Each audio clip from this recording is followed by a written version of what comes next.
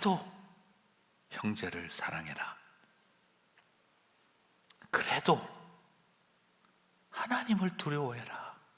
사람 두려워하지 말고. 그래서 왕을 존대해라. 저는 이 말씀을 이렇게 가만히 보고 있으면 그냥 가슴이 이렇게 먹먹해지는 느낌을 갖게 됩니다. 쉽게 한 말이 아닌 거죠. 여러분, 아무 일 없을 때 이 말씀을 보고 그래, 무사람 공경해야지. 아무 일 없을 때는 그래, 형제를 사랑해야지. 뭐 특별하게 내 인생에 별일 없을 때 하나님 두려워해야지. 뭐 그건 당연한 이야기지. 뭐 특별하게 별일 없을 때 그래, 위정자를 존대해야지. 그거 못할 사람 누가 있겠습니까? 그러나 지금 이런 상황이라면 공경할 수 있을까요? 지금 형제 사랑하는 그런 달달한 이야기 할 수 있을까요? 세상에 사람 두려워하지 말고 하나님 두려워하는 말을 우리 서로 할 수 있을까요? 저런 인간을 존대하라고요? 근데 아마 할 수 없을 겁니다. 그런데 우리 베드로 사도는 저와 여러분에게 담담히 붙들고 있는 겁니다. 김 집사, 그래도 사랑해라. 아무리 하나님이 보이지 않고 세상이 더 무서워 보여도 그래도 주님 두려워해라.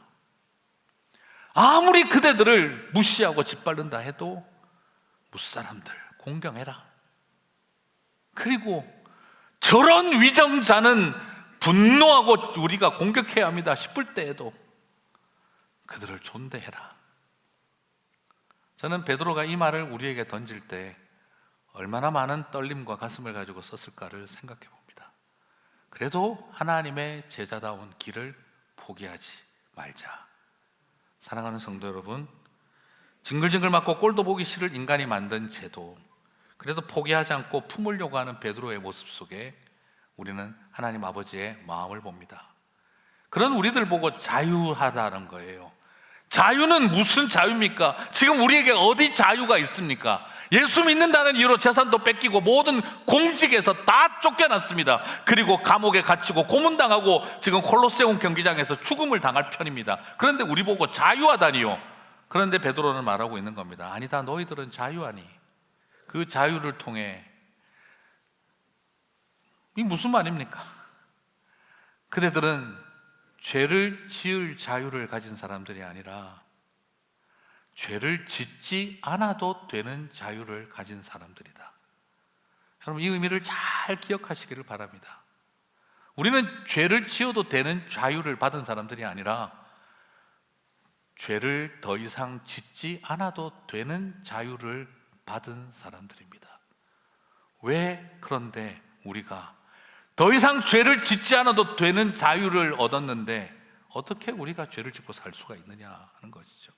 그래서 베드로는 말하고 있는 겁니다. 세상이 아무리 그대들을 감옥에 집어넣고 어떤 현실 속에 밀어넣는다 하더라도 그대들은 자유한 백성들인 것을 기억하라. 사랑하는 성도 여러분, 그 자유가 저와 여러분 가운데 넘치게 되시기를 주님의 이름으로 축복합니다. 그래서 오늘 저와 여러분의 가슴 속에 이 명령이 가슴을 위로하게 해주셨으면 좋겠습니다. 그래도 공경하라. 그래도 형제를 사랑해라. 그래도 하나님 두려워해라. 그래도 존대하라. 사랑하는 성도 여러분, 이 마음이 저와 여러분의 마음이 되시기를 주님의 이름으로 축복합니다. 우리 오늘 한번 솔직하게 한번 물어보시고 하나님 앞에 한번 엎드려 보시지요. 정말 내 속에 공경이 있는가? 정말 내 속에 사랑이 있는가? 정말 내 속에 하나님을 두려워하는가? 정말 나는 존대하고 있는가? 미쳐 돌아가는 세상이기에 주님은 더 말씀하셨던 겁니다. 어느 틈에 우리도 모르게 잃어버린 이 명령을 다시 회복하게 되시기를 주님의 이름으로 축복합니다. 둘째로 베드로는 우리에게 어떤 명령을 하고 있습니까? 부당하게 고난당하고 억울한 가운데에서도 슬픔을 참아 하나님 앞에 아름다움을 살아가는 그 부르심에 합당한 삶을 살아가자라고 우리들에게 명령하고 있습니다. 베드로전서 2장 18절에서 19절 같이 읽겠습니다. 사환들아, 범사에 두려워함으로 주인들에게 순종하되 선하고 관용하는 자들에게만 아니라 또한 까다로운 자들에게도 그리하라. 부당하게 고난을 받아도 하나님을 생각함으로 슬픔을 참으면 이는 아름다우나. 자, 오늘 이 말씀을 보고요, 제가 한국에 있을 때 우리 청년 하나가 사장님이 교회 다니시는 분인데 이 말씀을 가지고 적용을 하시더래요. 성경에 보면은 부당한 주인과 까다로운 주인에게도 잘 참고 슬픔을 견디라고 나와 있어. 그러니까 너희들은 내가 좀 부당하고 까다로운 주인이라도 말 잘 들어, 그렇게 하셨다는 거죠. 참 대단한 창의력이신 것 같아요. 이 말씀을 죄송합니다, 곧다우로 적용할 능력을 가지고 계신다는 게 저는 참 창의로운 분이시라는 생각이 들었어요. 목사님 어떻게 해야 돼요? 이러길래 아나테마 이랬어요. 무슨 말입니까? 저주가 있을지어다. 내가 그렇게 이야기할 수밖에 없다. 어떻게 하나님 말씀을 그렇게 악용을 할 수가 있어? 지금 베드로가 지금 아마 천국에 있다가 일어날 거다, 지금 잘못하다가 열받아가지고. 지금 그렇게 그리스도인이 부당하고 까다로운 주인이 돼도 된다 하는데 이 말씀을 적용하면 어떡하자는 거야? 이건 그런 뜻이 아니지. 같이 하고 답답했던 적이 있었습니다. 중요한 것은 무엇이냐? 하나님의 백성들은 이 세상이 아무리 그렇게 돌아간다 하더라도, 그래서 내가 예수 믿는다는 이유로 부당하게 대접받고 예수 믿는다는 이유로 까다로운 조건에 걸려서 괴롭힘을 당한다 하더라도 어떡하라는 겁니까? 예수님을 생각함으로 슬픔을 참는 것이, 그것이 아름다움이라는 거예요. 그리스도인들은 아름다운 사람들입니다. 왜 아름답습니까? 이 세상에서 뭔가가 잘 되고 잘나서 아름다운 것이 아니라 이 세상의 아름다움은 바로 주님을 생각함으로 억울하고 부당한 일 가운데에서도 슬픔을 참아내는 삶을 살아갈 때 주님은 그 모든 것을 아름답다라고 말해주시는 것입니다. 여러분 아시죠? 예뻐서 예쁘지 않습니다. 기쁘게 살면 이뻐 보입니다. 기쁨이 넘치면 이쁩니다. 우리 안에 마찬가지입니다. 슬픔을 이겨내는 삶이 아름다움입니다. 주님을 바라보고 슬픔을 이겨내는 삶, 참아내는 삶, 그것이 그리스도인들의 미학입니다. 우리는 그 미학을 추구해야 할 사람들인 것이지요. 사랑하는 성도 여러분, 이 땅을 살아가면서 내가 믿음의 백성이기 때문에 겪어야 할 억울한 일들 속에 오늘 물론 이것이 정의를 바로잡고 이런 것들을 하지 말라는 뜻이 아닙니다. 또 오해하시면 안 됩니다. 이것이 잘못된 일들을 바로잡아가는 일을 포기하라는 말이 아니라 우리 속에 남아있는 소중한 가치들을 위해 그 아름다움을 추구하는 삶을 포기하지 말자는 것입니다. 오늘 저와 여러분에게 가장 소중한 것은 바로 이런 마음이죠. 이 세상이 어떤 핍박과 고통이 담긴 세상이라 할지라도 내일 지구의 종말이 온다 하더라도 나는 오늘 사과나무 한 그루를 심는 삶을 살아가겠다는 그런 건강한 의식을 가진 사람들, 그게 저와 여러분에게 하나님이 기뻐하시는 아름다움이라는 겁니다. 우리도 예수 그리스도를 바라볼 때마다 아름답다라고 합니다. 예수님이 아름다우신 이유가 뭐죠? 죽은 사람을 살려냈고 문둥병자를 치유해줬고, 그리고 비바람이 휘몰아치는 갈릴리 호수를 걸어가셨기 때문에 예수님을 아름답다라고 말하는 분은 없습니다. 우리는 왜 예수님을 아름답다라고 합니까? 십자가에서 죄인들을 위해 살과 피를 찢으시고 모든 물과 피를 쏟고 죽으셨을 때 우리는 주의 아름다움을 말합니다. 무슨 말이죠? 아름다움은 뭘 말하는 겁니까? 잘 나가고 능력 있고 위대하고 훌륭할 때 우리는 아름답다라고 말하지 않았습니다. 가장 무능하고 가장 흉하고 가장 벌거벗겨졌고 가장 아무것도 할 수 없었던 십자가를 바라보며 주의 아름다움은 말로다 형용할 수 없고, 우리는 그 놀라우신 사랑 앞에 우리가 엎드리는 것입니다. 사랑하는 성도 여러분, 오늘 저와 여러분에게 그리스도인은 왜 아름다운 존재들입니까? 병을 고치고 엄청나게 멋지게 뭔가를 잘해내는 능력을 가졌기 때문에 하나님의 백성들은 아름다운 것이 아니라 주님을 생각함으로 십자가를 감당하고 그 슬픔을 참아낼 때 그 슬픔을 견뎌내는 모습이 주님 보시기에 아름다운 모습이라고, 그것이 우리의 미학이라고 가르쳐주고 있는 것입니다. 사랑하는 성도 여러분, 그 아름다움이 저와 여러분 가운데 있게 되시기를 바랍니다. 베드로는 이 아름다움을 향해 우리는 소명을 받았다라고 했습니다. 저와 여러분은 어떤 소명을 받았습니까? 바로 아름다움을 향한 소명, 콜링을 받았습니다. 베드로전서 2장 21절 다시 한번 읽어보겠습니다. 이를 위하여 너희가 부르심을 받았으니 그리스도도 너희를 위하여 고난을 받으사 너희에게 본을 끼쳐 그 자취를 따라오게 하려 하셨느니라. 그렇습니다. 우리는 어떤 모습 아름다운 부르심을 받았습니까? 바로 그 아름다움에 주를 생각함으로 그 슬픔을 참는 아름다움을 부르심을 받았습니다. 예수님이 어떻게 하셨습니까? 십자가에서 고난을 당하사 그 모든 길을 걸어가셨고 우리도 그 길을 따라오라고 했던 겁니다. 저와 여러분의 소명은 무엇입니까? 십자가의 소명. 그게 바로 아름다움을 향한 소명인 것이지요. 슬픔을 참아 아름다움으로 승화시켜내는 소명, 그것이 바로 십자가를 향한 소명인 것입니다. 하나님의 백성들은 그 아름다운 사명을 받았습니다. 여러분, 예수님이 어떤 소명을 받으셨어요? 병 고치는 소명? 귀신 쫓아내는 소명? 이스라엘의 왕이 되는 소명? 무리를 걸어다니는 능력자의 소명을 받았습니까? 아니면 죄인들을 위해 십자가에서 죽으시는 소명을 받았습니까? 우리는 지금 사순절 기간을 보내고 있으면서 발견합니다. 예수님의 소명은 십자가였습니다. 그렇다면 저와 여러분의 소명은 무엇일까요? 우리는 왕되는 소명, 우리는 높아지는 소명, 우리는 성공하고 승리하는 소명을 받았을까요?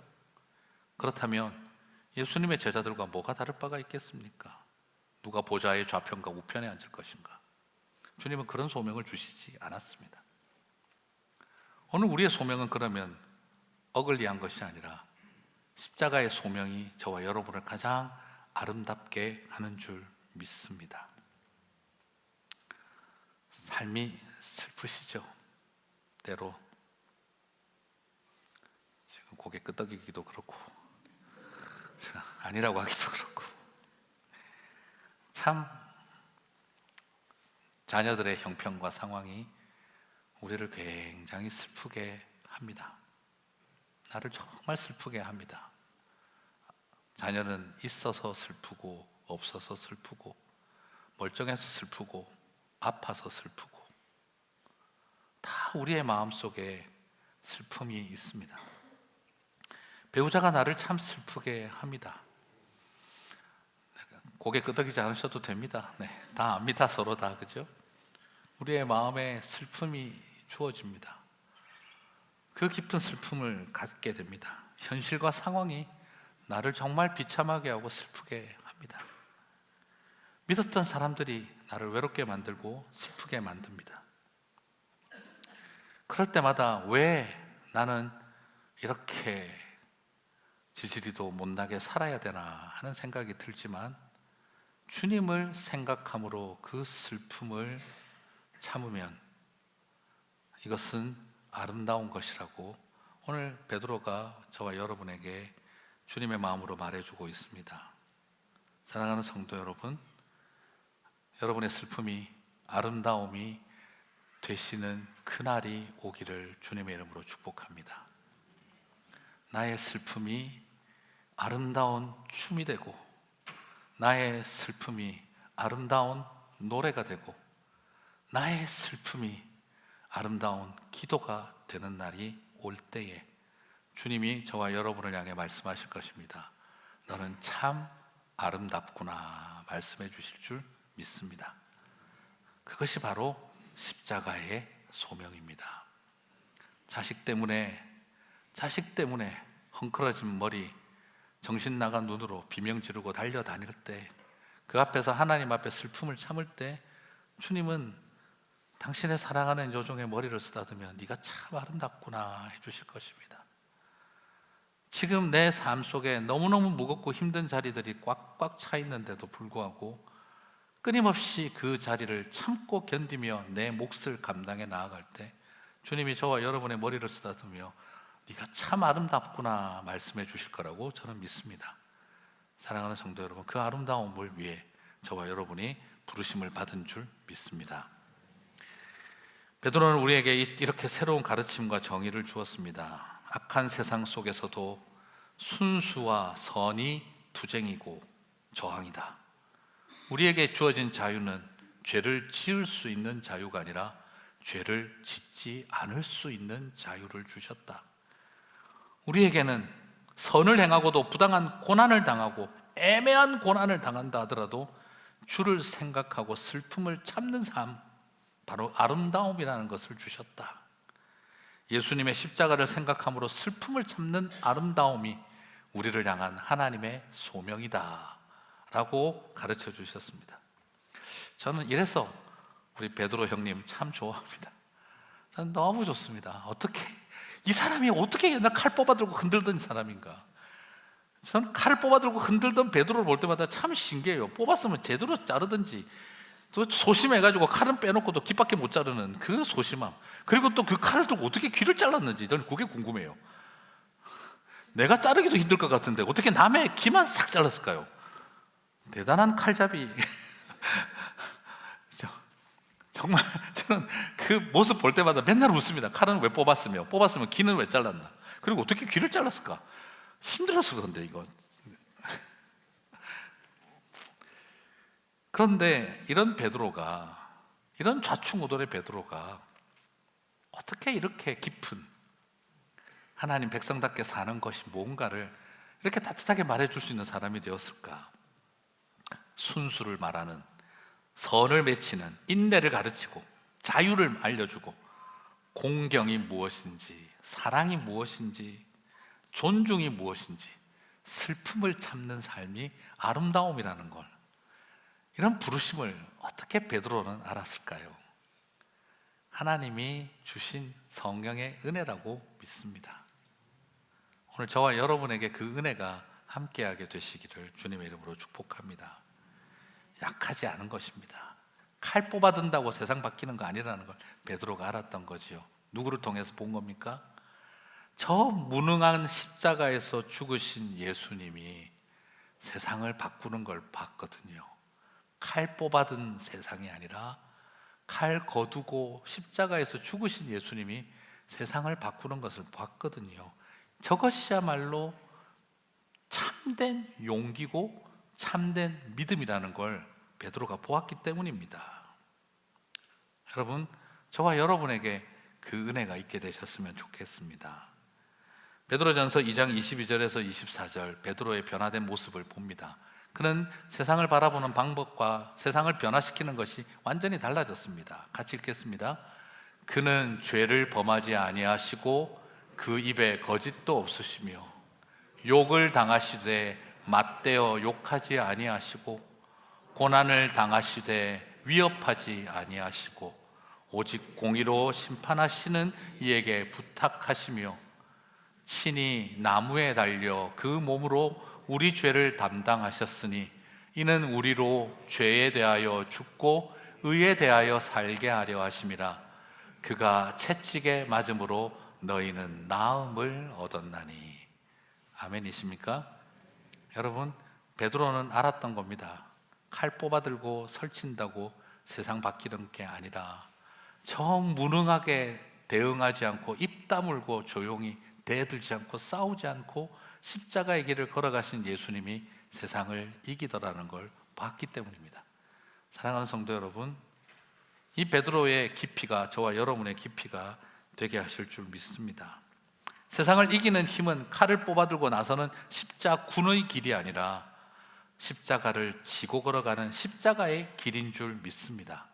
십자군의 길이 훨씬 더 강해 보이겠지만 약해 보이는 십자가의 길이 세상을 이기는 줄 믿습니다. 세상이 아무리 저열하고 비겁하게 나온다 하더라도 우리는 더 높은 부르심을 안고, 그들은 공경하지 않으나 나는 공경할 것이고 사람들은 사랑을 잃어버리고 있으나 나는 사랑할 것이며, 사람들이 세상을 두려워하고 하나님을 두려워하지 않으나 나는 하나님을 두려워할 것이고, 나는 그래서 어떤 존대도 받지 못하나 나는 그대들을 존대하며 가리라. 나는 그렇게 할 수 있는 자유를 얻었노라.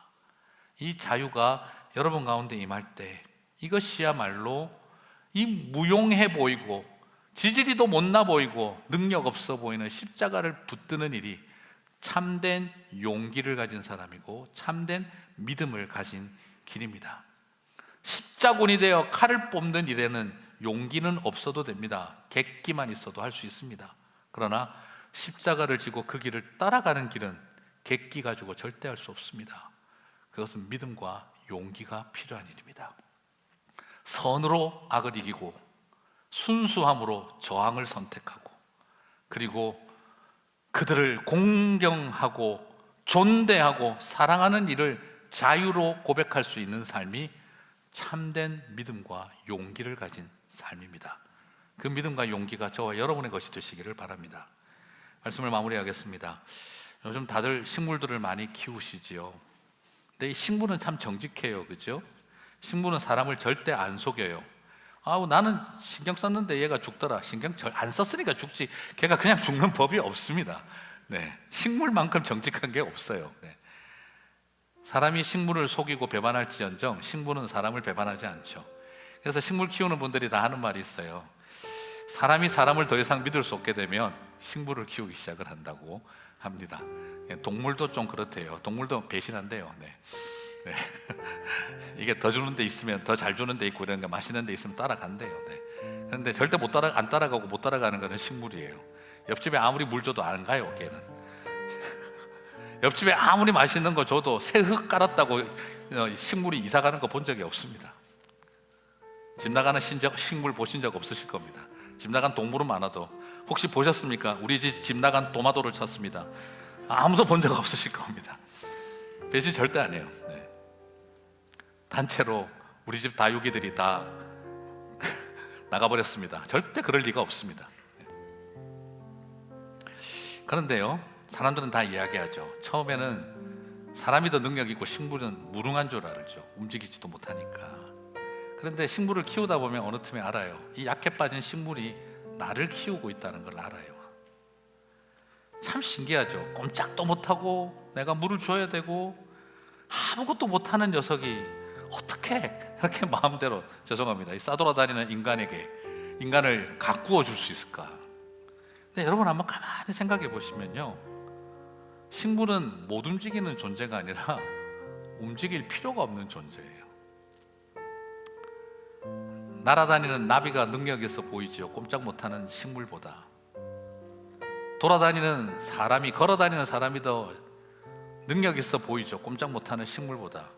그런데 가만히 보고 있으면 날아다니는 것들도 다 찾아오고 기어다니는 것들도 다 찾아들고 돌아다니는 것들도 다 찾아오는 게 꼼짝 못하는 식물 앞입니다. 못 돌아다닌다고 해야 될까요? 돌아다닐 필요가 없다고 해야 될까요? 저는 어떻게 보면 그 작은 약한 식물을 보면서 약하다, 무능하다 생각했는데 가만히 보면 날아다니는 것들, 기어다니는 것들, 돌아다니는 사람들 모두 다 모여들게 만드는 힘이 있어요. 그걸 보면서 이런 생각을 한번 해봤습니다. 아무것도 하는 것 없는 것처럼 보이나 사랑받는 것처럼 보이나 사랑하고 영향력을 미치는 저 모습이 어쩌면 이 땅을 살아가는 성도들의 모습이어야 하지 않을까, 그런 생각을 하게 되어집니다. 그래서 깊은 뿌리 내림을 배우고 싶다.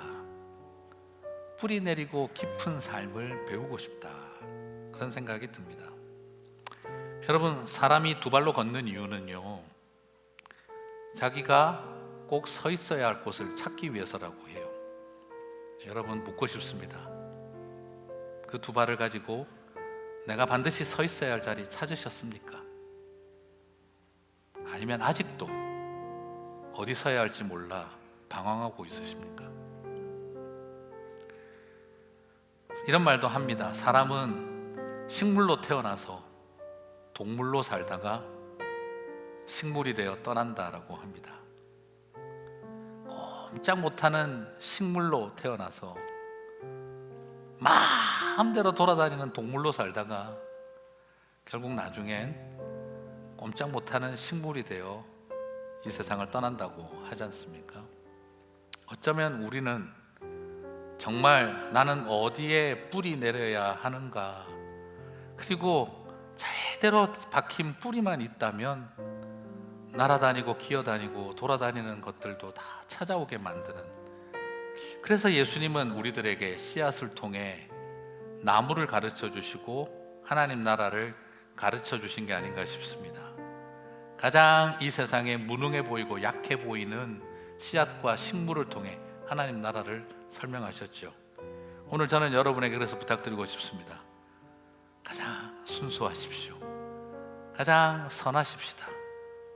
세상에 이미 잃어버린 공경, 존대, 사랑, 기다림, 자유, 평화, 이 무용해 보이고 먹고 사는데 아무런 도움이 안 되는 무용해 보이고 그리고 약해 보이는 것들이 사실은 참된 강함인 것을 기억하면서 저와 여러분이 살았으면 좋겠습니다. 세고 강하게 살아오셨잖아요. 강한 아버지, 강한 남편 되려고 애쓰시지 않았습니까? 그래서 뭐가 달라졌습니까? 뭐가 바뀌었습니까? 내 강함이 약해지면 죽을 것 같이 강하게 살아왔는데 그 강함으로 뭘 바꾸셨습니까? 저도 제 아들하고 애들 앞에서 돌아보면 쓸데없이 강하게 굴다가 상처만 줬던 것 같아요. 강한 걸로 바꾼 게 하나도 없는데 왜 나는 강하려고만 했을까? 그냥 약한 식물처럼 그렇게 모여들게 하고 깃들게 했으면 될 텐데. 사랑하는 성도 여러분, 우리 목소리 낮추고 고집 좀 꺾고 자기를 낮추어서 희생, 사랑, 존중, 공경, 이 아름다운 가치들을 다시 붙들고 하나님 아름답고 싶습니다. 주님의 아름다움을 덧입고 싶습니다.